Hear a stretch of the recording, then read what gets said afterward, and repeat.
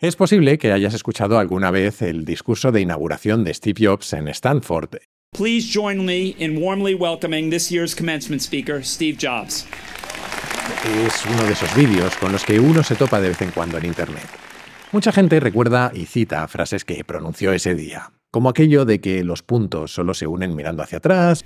Again, you can't connect the dots looking forward. You can only connect them looking backwards. O lo de que conviene preguntarse si lo que vas a hacer hoy es lo que querrías hacer si fuese el último día de tu vida. And since then, for the past 33 years, I've looked in the mirror every morning and asked myself, if today were the last day of my life, would I want to do what I am about to do today?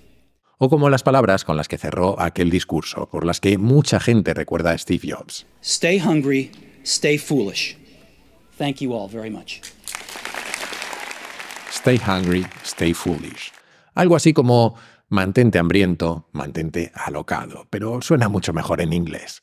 Aunque de lo que no solemos acordarnos es de que esas palabras no son suyas. Lo dice él mismo justo antes de esa frase, cuando cuenta que las leyó a mediados de los años 70 en la última página del último número de una revista bastante peculiar, The Whole Earth Catalog, algo así como el catálogo de la Tierra completa. Esas palabras, stay hungry, stay foolish, fueron la manera que tuvieron de despedirse de sus lectores. Aquella revista fue fundada en los años 60 por un tipo peculiar, Stewart Brand, y la historia detrás de esas palabras resume a la perfección su filosofía. En 1966, Brand creó una campaña para exigir a la NASA que compartieran con el mundo las fotos que tenían de la Tierra vista desde el espacio. Sí, porque en 1966 la mayor parte de la gente no había visto una foto de la Tierra. Así que nuestro amigo decidió distribuir chapas con una frase: ¿por qué no hemos visto una foto de la Tierra al completo? Estaba convencido de que la imagen de aquella canica azul de la que hablamos hace unos cuantos capítulos podía cambiar el mundo. De ahí vino el nombre de la revista. Brand era una de tantas personas obsesionadas con el efecto perspectiva del que te he hablado varias veces. De hecho, tenía una especie de proyecto en el que quería contraponer las imágenes de cómo se veía el amanecer de la Tierra desde el espacio con cómo se vivía siendo un humano en la Tierra. Y en sus propias palabras se imaginaba un autoestopista al amanecer, en una carretera perdida, con el sol saliendo y trenes pasando a su lado. La mentalidad de un joven autoestopista, decía, es una de las mentalidades más libres que hay. Y remataba diciendo: You're always a little bit hungry and you know you're being completely foolish. Siempre tienes un poco de hambre y sabes que estás siendo completamente alocado. Te he dicho que Brand era un tipo peculiar, pero seguramente no tanto como nos lo parece hoy. Como todos, fue un producto de su tiempo, alguien que nació en 1938 y que pasó los primeros 30 años de su vida en una época de progresos tecnológicos increíbles, progresos que nos permitirían ser dueños de nuestras vidas. De hecho, si en lugar de irnos a la última página del último ejemplar del Whole Earth Catalog hacemos lo contrario, nos vamos a la primera página de su primer ejemplar, publicado en 1968, con una imagen completa de la Tierra en su portada, y leemos el pequeño manifiesto con el que se presenta, nos encontramos con la siguiente declaración, que es bastante difícil de traducir, pero que voy a intentar. Propósito, : somos como los dioses, y ya puestos podríamos aprender a hacerlo bien. Hasta ahora, el poder y la gloria que remotamente hemos alcanzado, a través de gobiernos, grandes empresas, la educación formal, la Iglesia, han sido exitosos solo hasta el punto en el que sus groseros defectos oscurecen los auténticos avances. En respuesta a este dilema y a esos avances, se está desarrollando todo un campo de poder personal, el poder de los individuos para dirigir su propia educación, encontrar su propia inspiración, dar forma a su entorno y compartir su aventura con quien quiera estar interesado. El catálogo de la Tierra completa busca y promueve herramientas para ayudarte en este proceso. Toma ya.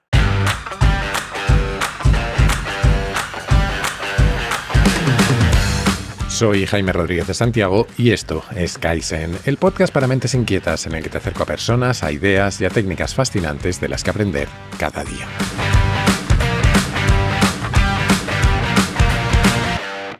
Hoy vamos a hablar del futuro, pero antes tenemos que hablar del pasado. No hace mucho leí un libro de alguien un poco más joven que Stewart Brand, pero que también creció maravillado por los avances tecnológicos que vio en su infancia. Su nombre es John Storrs Hall, nació en 1954 y es un ingeniero especializado en el campo de la nanotecnología. En 2021 escribió Where is my flying car? ¿Dónde está mi coche volador? Donde habla seguramente más de lo que cualquiera querría leer sobre coches voladores, pero donde también hace un repaso fascinante a cómo pasamos de tiempos de progreso y optimismo tecnológico a la etapa de estancamiento y pesimismo que él cree que caracteriza a nuestra época. En el libro cuenta cómo, hace unos 100 años, la gente intuía que el futuro iba a ser maravilloso. Y tenían razón. Vivieron décadas de logros espectaculares, coches, radios, aviones, la electricidad iluminando sus casas y sus ciudades, y de un crecimiento económico nunca antes visto. Cada época tiene su espíritu, su forma de mirar el mundo. Es lo que algunos llaman el Zeitgeist, una palabra alemana que significa literalmente eso, el espíritu del tiempo. El Zeitgeist con el que crecieron Brand y Storrs Hall fue el de la carrera espacial de los años 60, dominado por la visión de un futuro brillante gracias a la tecnología. Aunque dice Storrs Hall que esa visión empezó a fraguarse antes. Y es que, al calor de la fascinación tecnológica de principios del siglo XX, empezó a florecer la ciencia ficción. En 1936, y antes de lo que realmente estaba por venir, H.G. Wells dirigió una película llamada Things to Come, algo así como Las cosas que están por venir, en la que imaginaba cómo sería la humanidad del futuro después de una Segunda Guerra Mundial que acertó que estallaría en 1940. Wells se proyecta hasta el año 2036 e imagina una humanidad pacífica y completamente dedicada al avance científico. Visten de una forma un poco extraña, eso sí, casi como romanos con togas, pero viven en avanzadísimas ciudades llenas de tecnología por todos lados. Aunque no todo el mundo está contento. Cada vez más gente pide un descanso en toda esa prisa por el progreso, hasta el punto de que intentan sabotear el lanzamiento de la primera nave que iría a la Luna. La película termina con un debate entre dos personajes sobre lo deseable o no que es el desarrollo humano. Uno teme que la humanidad nunca sea capaz de descansar, que seamos criaturas demasiado débiles y simples para las metas que nos proponemos. El otro dice que no tenemos más remedio que conquistar el universo y sus misterios si no queremos ser más que animales abocados a un destino que no controlamos. Todo el universo o la nada. ¿Qué debería ser?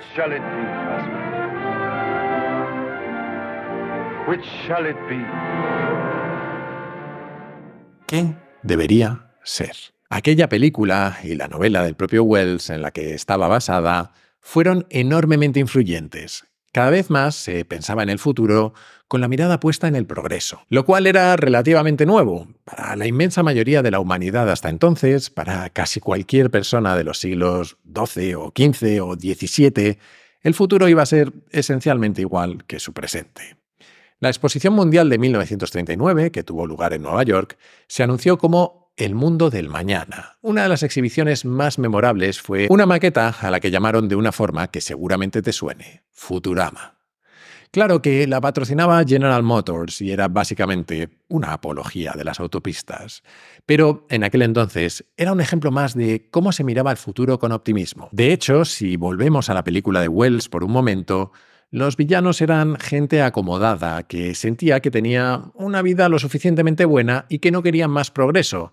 No era una batalla entre los que tenían y los que no tenían, sino entre los que no querían que se hicieran cosas y los que querían hacer cosas. Aunque seguramente nada capturase aquel espíritu optimista sobre el futuro, como lo hicieron unos dibujos animados de 1962, los Jetsons, o los Supersónicos, como se los llamó en España. Una serie que imaginaba cómo sería el mundo en el año 2062. Había coches voladores, aceras mecanizadas, sillas que se movían solas, televisores gigantes en 3 dimensiones, viajes casi instantáneos, un robot criada, puertas automáticas. Y el niño iba al colegio a través de una especie de tubería neumática, por lo que fuera. Aquella serie mostraba cómo se podía hablar por videollamadas en pantalla gigante en una época en la que el 20% de los hogares americanos no tenían televisión y el 25% no tenían teléfono. El mensaje era simple: la tecnología no solo haría nuestras vidas mejores, permitiría a cualquiera vivir como si fuera rico. Esa parecía ser la promesa que había detrás de la trayectoria de la humanidad. Aunque dice Storrs Hall que, en realidad, aquello era el Zeitgeist, el espíritu de un tiempo en el que se valoraba más a quienes hacían que a quienes querían que no se hiciera. Dice que desde entonces hasta ahora las leyes de la física no cambiaron. Lo que cambió fue la gente.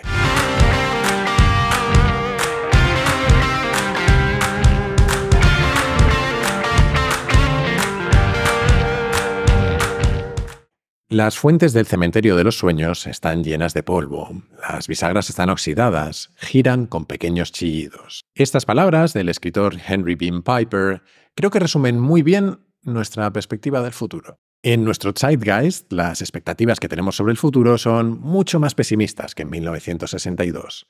Paul Graham, un emprendedor, inversor y ensayista inglés, dice, con cierta ironía, que es difícil saber cómo será la vida dentro de 100 años, que solo tenemos certeza sobre unas pocas cosas.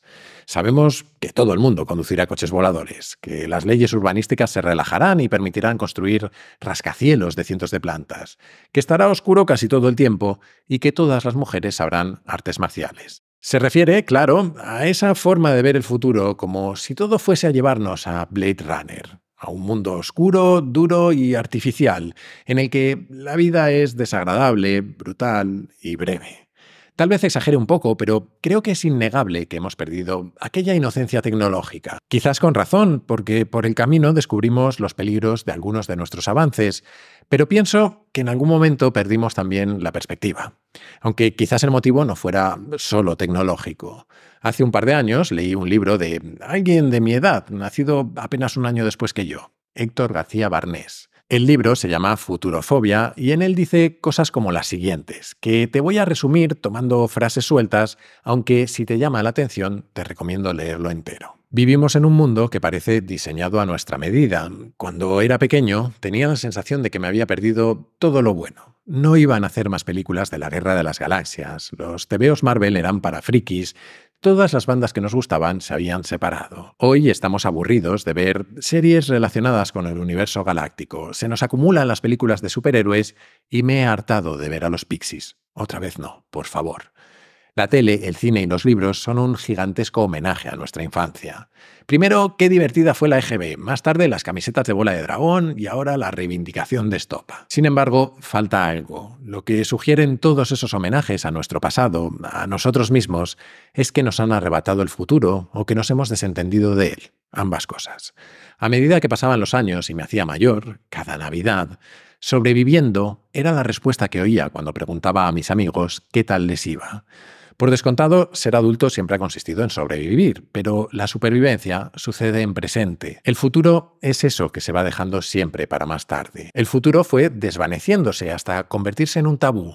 Preguntar ¿qué planes tienes? Suponía abrir la puerta a conversaciones incómodas, a respuestas que quizás no se querían pronunciar en voz alta, ya fuera por pesimismo o por no quedar como el iluso que tiene sueños que la realidad va a traicionar. De este modo, los deseos de futuro desaparecían mientras regresábamos una y otra vez a las viejas anécdotas que nos unían. Este pensamiento apocalíptico empezó a colonizar otros aspectos de nuestra vida. Procurábamos no dar demasiada importancia al amor, por si acaso. Redujimos el entretenimiento y la cultura a un intento de revivir nuestra infancia.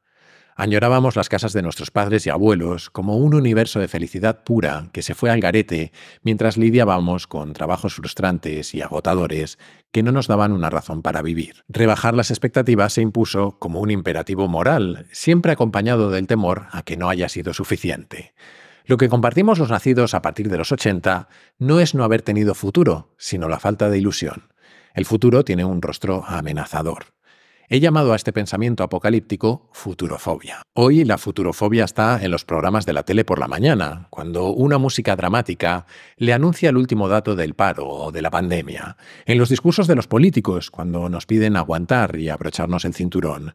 En ese profesor que se sonríe y dice a sus alumnos que la mayoría de ellos nunca encontrarán trabajo de lo suyo.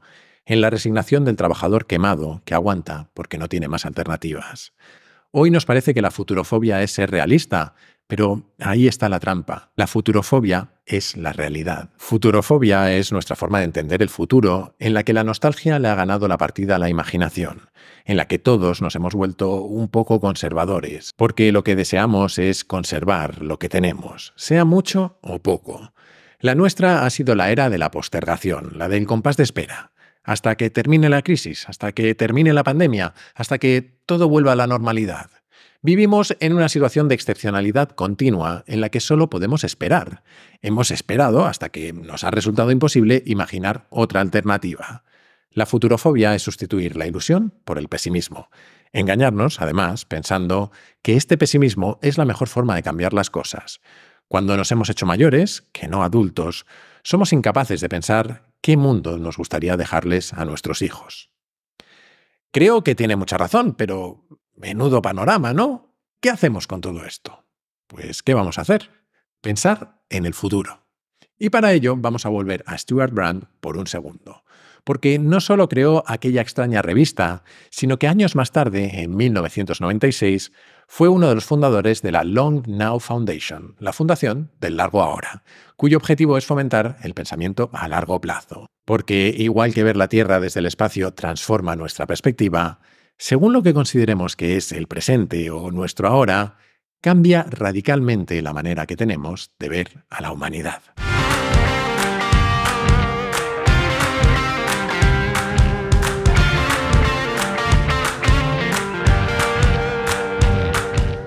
A veces, accidentalmente, metes un número de más al teclear un año. Por ejemplo, 19.993 en lugar de 1993, y resulta que acabas de añadir 18.000 años a tu ahora. Y te das cuenta de que el año 19.993 llegará a existir algún día, y que el tiempo es algo que da miedo. Esta frase, sacada de una novela de Douglas Coupland llamada Microsiervos, resume perfectamente nuestra relación con el presente. Casi nunca pensamos en tiempos realmente lejanos, aunque podemos definir nuestro ahora de maneras muy diferentes. Nuestro ahora puede ser un intervalo de apenas 3 días, ese tiempo que transcurre entre ayer y mañana. Puede ser algo más amplio. Muchas veces hablamos de cosas que suceden hoy en día o en nuestros tiempos, y normalmente estamos hablando de unas pocas décadas, quizás la actual, la anterior y la siguiente, puede que unos 30 años. Pero, ¿y si alejáramos aún más el zoom? ¿Y si nuestro ahora fuera simplemente ese periodo que separa los últimos 10.000 años de los próximos 10.000 años? Esos 10.000 años son los que usa como referencia la Fundación del Largo Ahora. Y lo hacen porque hace más o menos 10.000 años descubrimos la agricultura, en lo que para muchos fue el auténtico principio de nuestra civilización. En estos primeros 10.000 años hemos visto cómo surgían las ciudades, construíamos pirámides, se producía la revolución industrial, llegábamos a la luna o llenábamos todo de ordenadores. ¿Y si esto fuera solo la mitad del camino? ¿Y si nuestra civilización fuera a vivir por lo menos 10.000 años más? ¿Qué cosas deberían importarnos y cuáles no al mirar el mundo con esa perspectiva? Una forma de abordar esto es preguntándonos, ¿cuál será el último ser humano? O mejor dicho, ¿cuántos vendrán después de nosotros? Hace poco vi en Kurzgesagt, un canal maravilloso de YouTube con un nombre impronunciable, un vídeo precisamente sobre esto. Te lo voy a resumir, pero te lo dejo en las notas por si quieres verlo. Pensemos por un momento en cuánta gente ha existido hasta llegar a nosotros. Los seres humanos aparecimos sobre la faz de la Tierra hará unos 200.000 años, pero no nos sobraba la comida y sobrevivir era difícil. Nuestra esperanza de vida era bastante corta. Hasta que descubrimos la agricultura, nuestra población no pasó de los 4 millones de seres humanos en todo el mundo. Aunque entonces las cosas empezaron a cambiar de verdad. Lo que habíamos tardado casi 200.000 años en conseguir, lo multiplicamos casi por 100 en los 10.000 años siguientes. Para el año 1 después de Cristo, había unos 300 millones de personas en todo el mundo. Y seguimos creciendo más lentamente hasta que llegó la Revolución Industrial. En el año 1800 éramos unos 1.000 millones de personas. Para 1920 éramos ya 2.000 millones. Y 50 años después, en aquellos años 70 del Whole Earth Catalog, habíamos vuelto a doblar la población mundial, hasta los 4.000 millones.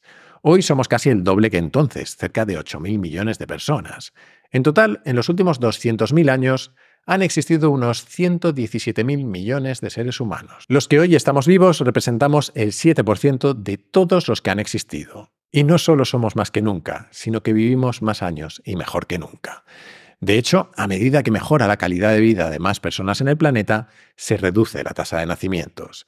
Naciones Unidas estima que para el año 2100 alcanzaremos el pico máximo de población con 11.000 millones de personas sobre la Tierra. Vale, esto está muy bien, pero volvamos a nuestra pregunta original. ¿Cuántas personas habrá en nuestra historia? Eso, lógicamente, dependerá de cuándo nos extingamos. Como vimos en el capítulo sobre la vida más allá de la Tierra, es posible que en algún momento encontremos un muro en nuestro desarrollo, algún tipo de evento que acabe con todos nosotros. Somos perfectamente capaces de destruirnos los unos a los otros con la infinidad de bombas que hemos inventado y que inventaremos. Aunque con esas mismas armas seguramente también podemos evitar que un asteroide choque contra la Tierra. También podemos descubrir cómo curar todo tipo de enfermedades, aunque por el camino tal vez acabemos desatando pandemias globales. Hemos aprendido a fabricar casi cualquier cosa que necesitemos en cantidades absurdamente grandes a precios absurdamente bajos, aunque a cambio contaminemos nuestro aire, nuestra tierra y nuestro agua. Es casi imposible saber si nuestra inventiva alargará la vida de nuestra especie o nos extinguirá. Puede que nuestro final esté a la vuelta de la esquina, pero si logramos evitarlo, es probable que los humanos existan durante mucho, mucho tiempo. Y cada día que pasa sin que desaparezcamos, nacen cientos de nuevos humanos. Y cuánto dure esta fiesta depende, sobre todo, de cómo de lejos logremos llegar en el universo. ¿Y si nunca abandonáramos la Tierra? En ese caso, podríamos compararnos con el tiempo de existencia de otras especies de mamíferos que, en media, duran 1 millón de años. Nuestro pariente, el Homo erectus, llegó a existir durante casi 2 millones de años. Si somos conservadores y asumimos que la humanidad sobrevivirá, 1 millón de años, estamos solo al principio del camino. Nos quedan otros 800.000 años por delante, que con la tasa de natalidad que esperamos tener en el año 2100, significaría que aún tienen que nacer 100 millones de personas. Es decir, 850 veces el número de personas que ha existido en toda la historia. Eso significaría que los que vivimos hoy seríamos únicamente el 0,008% de la gente que existirá. Y sin embargo, tenemos en nuestras manos el futuro de esos 100 millones de personas. ¿Llegarán a existir? Y esto es una proyección muy conservadora. Hay mamíferos que han existido durante 10 veces más. Si lográramos lo que ellos, las cifras se vuelven inimaginables. Faltarían por nacer unos 1.200 millones de humanos.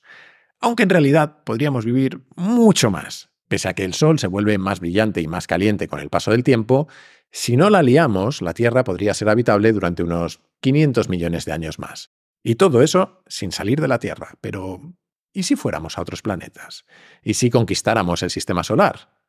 El Sol nos proporcionaría energía durante miles de millones de años, y hay suficiente agua flotando por el espacio en asteroides como para abastecer a una población muy superior a la actual. En lugar de vivir en planetas, podríamos desarrollar bases artificiales, lo que además significaría que si le pasa algo a la Tierra, los humanos podríamos seguir existiendo durante quizás miles de millones de años. Una civilización interconectada y dispersa por todo el sistema solar podría permitir que hubiera cantidades absurdas de seres humanos en toda nuestra historia, órdenes de magnitud mayores que las que habría si permaneciéramos en la Tierra. Dicho de otra manera, podrían estar esperando para nacer miles de millones de seres humanos, algo así como un 1 y 21 ceros. Si logramos existir durante tanto tiempo, la evolución o la ingeniería genética tal vez acabarán dividiéndonos en diferentes especies, eso sí. ¿Quién sabe cuándo dejaríamos de ser humanos, pese a seguir existiendo? Pero, ¿y si consiguiéramos ir más allá del sistema solar? En ese caso, las cifras pueden ser tan ridículamente grandes como queramos. Como ya hemos dicho otras veces, nuestro Sol es solo una entre los miles de millones de estrellas que hay en la Vía Láctea. Así que si nos expandiéramos a otras, podríamos llegar a un 1 con tantos ceros como podamos imaginar. Por llevarlo a un posible extremo, si lográramos dominar toda la energía de nuestra galaxia y la dividiéramos entre las necesidades energéticas que tiene una persona en su vida, podrían llegar a existir cifras que nunca has oído ni nombrar. Podría llegar a haber un tredecillón de personas, es decir, un 1 y 78 ceros detrás. ¡Ole! No sé tú, pero yo ya estoy medio mareado con estas cifras, así que vamos a ir terminando. ¿Qué significa todo esto? Significa que vivimos en un momento crucial para la inmensa mayoría de la humanidad, que es la gente que aún no ha nacido. Si nos las apañamos para no autodestruirnos en los próximos siglos, el largo ahora que tenemos por delante puede ser tan increíble como lo sería nuestro presente para los primeros humanos que plantaron trigo. Sí, tenemos enormes retos que resolver, pero si pensamos en el camino que hemos recorrido, tenemos también muchos motivos para el optimismo.